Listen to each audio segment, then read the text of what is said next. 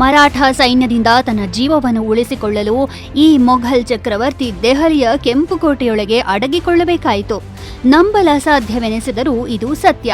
ನಿಖರವಾಗಿ ಇದು ಮಾರ್ಚ್ 1737ರಲ್ಲಿ ಸಂಭವಿಸಿತು ಮತ್ತು ಇದು ಬಾಯ್ಮಾತಿನ ಕಥೆಗಳಿಂದಲ್ಲ, ಬದಲಾಗಿ ಬಾಜಿರಾವ್ ಅವರೇ ಸ್ವತಃ ಬರೆದ ಪತ್ರದಿಂದ ತಿಳಿದು ಬಂದ ವಿಚಾರ.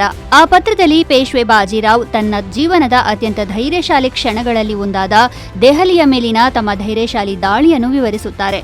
ಈ ದಾಳಿ ಎಷ್ಟು ಹಠಾತ್ ಮತ್ತು ಅನಿರೀಕ್ಷಿತವಾಗಿತ್ತೆಂದರೆ ಅದು ಮೊಘಲ್ ಆಸ್ಥಾನದಲ್ಲಿ ಆಘಾತದ ಅಲೆಗಳನ್ನು ಎಬ್ಬಿಸಿತು. ರಾಜಧಾನಿಯಾದ್ಯಂತ ಭೀತಿ ಹರಡಿತು ಮತ್ತು ಮೊಘಲ್ ಚಕ್ರವರ್ತಿ ಮೊಹಮ್ಮದ್ ಶಾಗೆ ಕೆಂಪುಕೋಟೆಯೊಳಗೆ ಆಶ್ರಯ ಪಡೆಯುವುದನ್ನು ಬಿಟ್ಟು ಬೇರೆ ದಾರಿ ಇರಲಿಲ್ಲ. ಆದರೆ ಇದನ್ನು ಇನ್ನಷ್ಟು ಕುತೂಹಲಕರವಾಗಿಸುವ ಅಂಶ ಏನೆಂದರೆ, ಬಾಜಿರಾವ್ ಇದನ್ನು ಕೇವಲ ಬಲಪ್ರಯೋಗದಿಂದ ಗೆದ್ದುದಲ್ಲ, ಬದಲಾಗಿ ಸಂಪೂರ್ಣ ತಂತ್ರದ ಮೂಲಕ ಗೆದ್ದರು. ಮೊಘಲರು ತಾವು ಈಗಾಗಲೇ ಮರಾಠರನ್ನು ಸೋಲಿಸಿದ್ದೇವೆಂದು ನಂಬಿ ಸಂಭ್ರಮಾಚರಣೆಯಲ್ಲಿ ನಿರತರಾಗಿದ್ದಾಗ ಮತ್ತೊಂದೆಡೆ ಬಾಜಿರಾವ್ ಸದ್ದಿಲ್ಲದೆ ತನ್ನ ತಂತ್ರವನ್ನು ಬದಲಾಯಿಸಿದರು. ಹಿಮ್ಮೆಟ್ಟುವ ಬದಲು ಜಾಟ್ ಮತ್ತು ಮೇವಾಟಿ ಪ್ರದೇಶಗಳ ಕಡಿಮೆ ಪರಿಚಿತ ಮಾರ್ಗಗಳ ಮೂಲಕ ದೆಹಲಿಯ ಕಡೆಗೆ ಸಾಗಿ ಮೊಘಲರನ್ನು ಸುತ್ತುವರೆದರು. ಕುತೂಹಲಕಾರಿಯಾಗಿ ಬಾಜಿರಾವ್ ತಮ್ಮ ಪತ್ರದಲ್ಲಿ ದೆಹಲಿಯನ್ನು ನಾಶ ಮಾಡುವುದು ತಮ್ಮ ಉದ್ದೇಶವಾಗಿರಲಿಲ್ಲ ಎಂದು ಸ್ಪಷ್ಟಪಡಿಸಿದ್ದಾರೆ.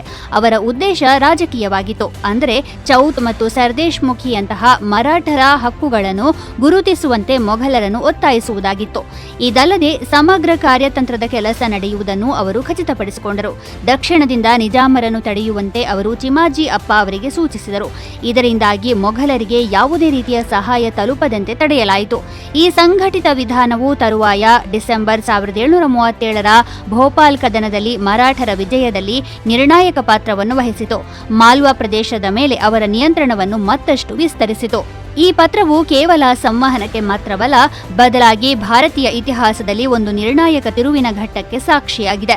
ಬಾಜಿರಾವ್ ಅವರ ಸ್ವಂತ ಮಾತುಗಳ ಮೂಲಕ ನಾವು ಮರಾಠರ ಆತ್ಮವಿಶ್ವಾಸ, ಸ್ಪಷ್ಟತೆ ಮತ್ತು ಬೆಳೆಯುತ್ತಿದ್ದ ಶಕ್ತಿಯನ್ನು ಮತ್ತು ಅದೇ ಸಮಯದಲ್ಲಿ ಮೊಘಲರ ಸಾಮ್ರಾಜ್ಯದ ದುರ್ಬಲಗೊಳ್ಳುತ್ತಿದ್ದ ಹಿಡಿತವನ್ನು ಅದರಲ್ಲಿ ಕಾಣಬಹುದು.